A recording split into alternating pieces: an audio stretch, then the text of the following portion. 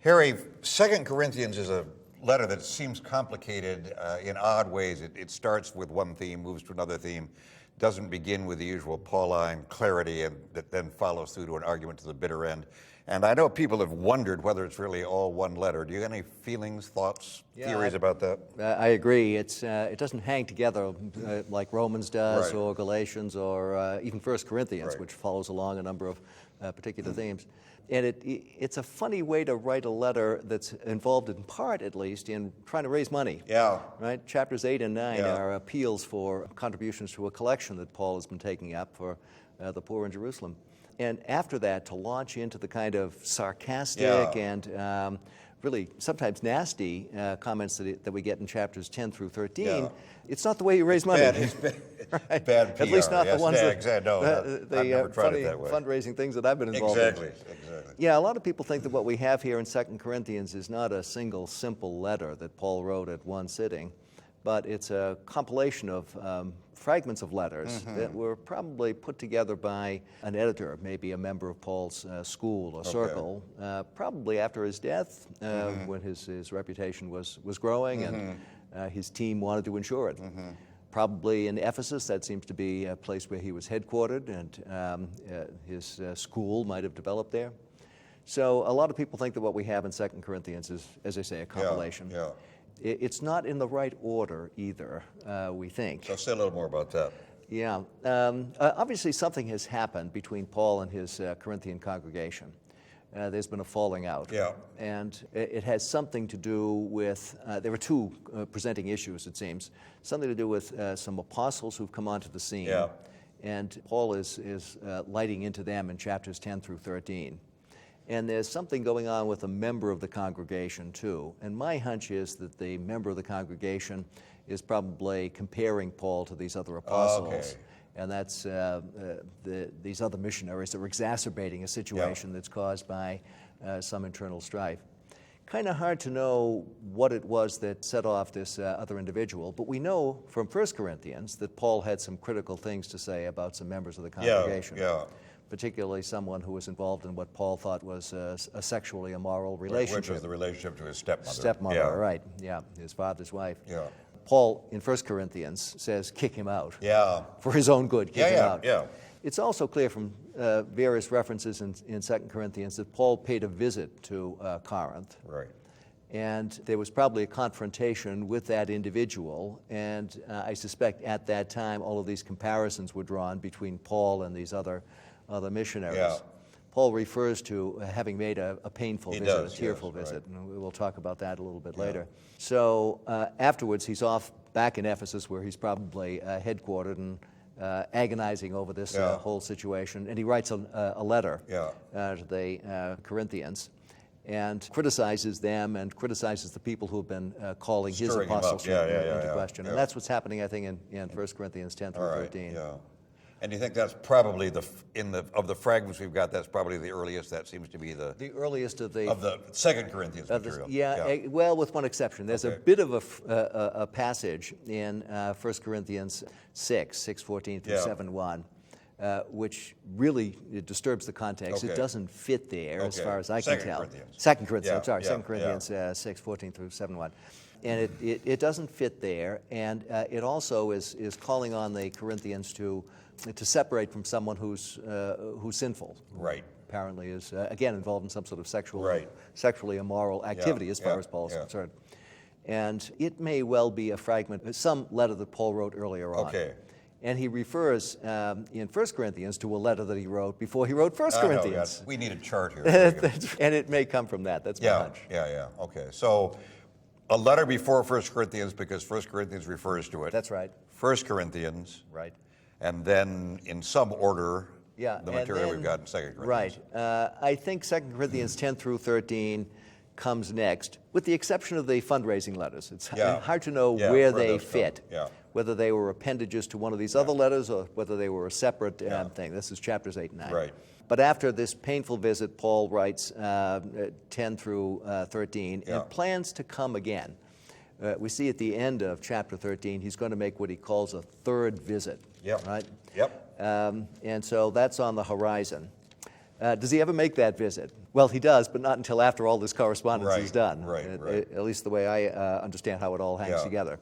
And we'll talk a little bit later about 1 Corinthians 1 through 7, Yeah. but I think that follows up 1 Corinthians 10 through 13. Second Corinthians. I keep saying we first. love 1 Corinthians, Yes, and it's hard to get 2 off it. Corinthians Yeah. 10 through 13. Follows up on that, and it also follows up on a visit by one of Paul's associates, Titus, Yeah. who mends fences. Yeah, yeah. So at this stage, in 1 Corinthians 10 through 13, which we're going to talk about now, Paul is feeling a little bitter, a little anxious, and a little defensive. Okay. And all of 2 Corinthians, I think, is really about relationships. Relationship between Paul and his congregation. Yeah. And when relationships break down, what do you do? Yeah. How do you handle it? That's very good. And I think this is obvious, but sometimes we forget this. It takes a while to find out how things are going. That you send emissaries, you wait for letters to come. You can't call up and make things right immediately. It's so that Paul waits to hears, feels better, feels worse, and then sends another letter too. Right. So okay. Well, that's helpful. He didn't have instant messaging. He did or not have Facebook. instant messaging, nor Skype, nor any of those things. Which is, well, never mind. Okay. So let's talk a little bit about chapter 10. We're assuming that this may or may not be earlier than 8 and 9, but it's certainly earlier than the kind of happier letter, which is 1 to 7. In chapter 10, Paul begins to think about, to claim what his prerogatives are, what kind of an apostle he's been to them, and at least implicitly, sometimes explicitly, compares himself to the other apostles and answers criticisms that have come. So what do you see as some of the main, what do they hold against him? What does he have to defend himself for? Yeah, there are a couple of things that Paul indicates that really are issues on the table. One is how he writes his letters. And so he's written some letters to them before. Right. And some of them have said some harsh things. Yeah. And we know from 1 Corinthians 6, 5 and 6, that he can say some harsh things. Yeah. They throw in his face, look, you write really harsh letters, but you're a pushover when you come to us. Yeah. So that's one little thing. Yeah. And Paul is a Can I little just bit ask of a that. quick question about that? We've talked about this before. I think that's certainly right. Do you think it's also that he's rhetorically powerful when he writes and not quite so persuasive in person? I think that's probably right. Yeah. At least that's what's being alleged. Yeah, that's what's being alleged. Right, exactly. Yeah. Paul takes umbrage at that. Yeah, deeply. And then there's another thing that seems a little peculiar to us, but it's obviously an issue for the Corinthians. Paul didn't accept any money from them when he was there conducting his missionary activity. And we know from Paul's letters, for instance, 1 Corinthians 9, that this was his policy. Yeah. He gave his services free of charge. He hit up his congregations later to Right, support but not while he was there. his missionary activity in other places. Yeah. And that's behind a lot of his correspondence, especially Romans. He's trying to work up support there from a congregation to support his Spain mission. Right. But in any case, he has a policy of delivering his services free of charge. And the Corinthians take umbrage at that. Yeah. And they say it's kind of insulting to them to be served in this way. I can't quite understand their sensitivities, but that's an issue. Is it that somehow, if he would let them be their patrons, that kind of symbolizes the strength of the Something like relationship, that. and this sets him too free from a tie which is symbolized by the money. Right.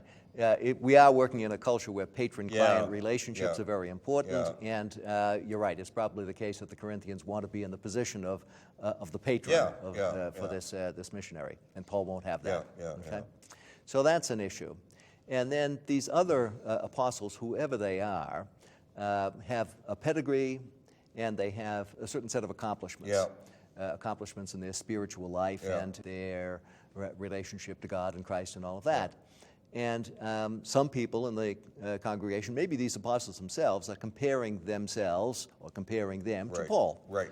And that's what he leads up to, and that's the main thing that he wants to finally deal with, how he looks in comparison with these other apostles. Yeah. So he starts that in the middle of chapter 11, describing what he's doing as a fool's speech. Yeah. Okay. And everything else is sort of building up to that. I want to come back to that in just a second, but having been a pastor, there's that awful moment where you start getting the letters about how now at last attendance is up again, or we finally found somebody who knows how to tell a joke, and you think, oh, phooey, right? And try not to get too defensive. I don't think he resists the temptation to get defensive very well. No, he does not. He launches in full blown. That's right. So let's talk about the fool's speech. What's a fool's speech? And Why does he claim to be a fool or Right. ponder being well, a fool? one of the things that he's doing is, as he describes it, is boasting. Yeah. And the motif of boasting pops up in a lot of Pauline letters. Paul plays with it, and it's again part of this cultural scene that we've already alluded to, where patronage is important and personal honor is important. So people talk about this in terms of an honor-shame culture. In an honor-shame culture, it certainly is acceptable to boast about your own pedigree and accomplishments. You see it in inscriptions all over the place in antiquity. So, but Paul doesn't want to boast in his own accomplishments, and what he wants to boast in is what God has done for him in Christ. But here he's called upon to compare himself with other apostles, and to do precisely the thing that he doesn't want to do. So he says, I'm a fool to do this. Okay, Right? Yeah. And I'm going to act like a fool because I need to in order to make some points. In the process, he'll act in a very ironic way about these things that he's boasting in, and at the end of the day, he will turn boasting on its head and come back to where he wants to be in terms of boasting only in Christ and him crucified. But he says he's acting foolishly because he's adopting the principles of the culture and boasting about his own pedigree and accomplishments.